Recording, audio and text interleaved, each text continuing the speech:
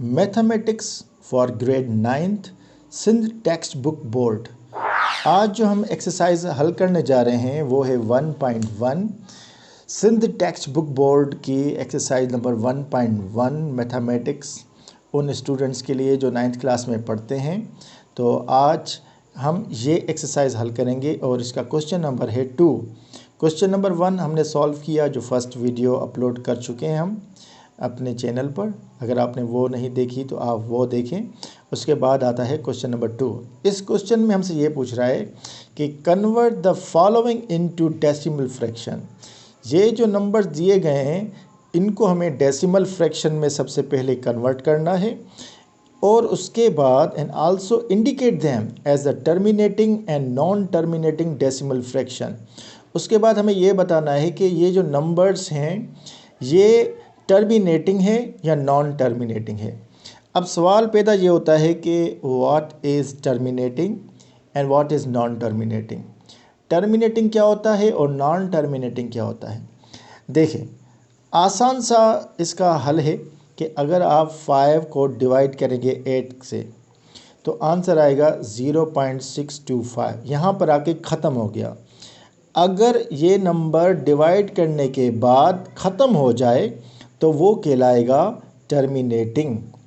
जैसे 4/18, 4 को जब डिवाइड करेंगे 18 के साथ तो हमारे पास आंसर आएगा 0.222। उसके बाद ये नंबर कंटिन्यू होगा, चलता रहेगा, ख़त्म नहीं होगा।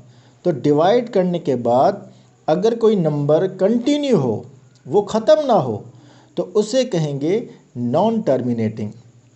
तो ये डेफिनेशन है सिंपल सी टर्मिनेटिंग और नॉन टर्मिनेटिंग की।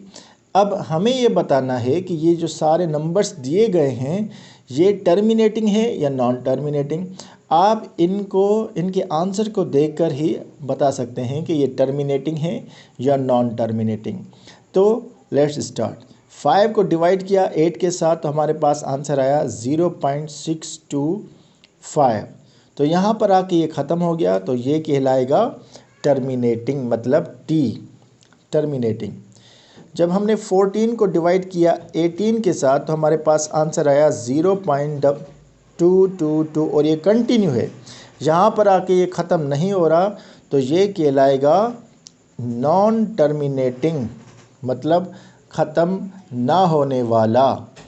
उसके बाद आगे है नंबर 3 पर। अगर 1 को डिवाइड करें 15 के साथ तो हमारे पास जो नंबर आएगा वो है 0.0666 और ये कंटिन्यू नंबर जाएगा। अगर कंटिन्यू ख़त्म नहीं हो रहा तो हम इसे कहेंगे नॉन टर्मिनेटिंग, मतलब ख़त्म ना होने वाला।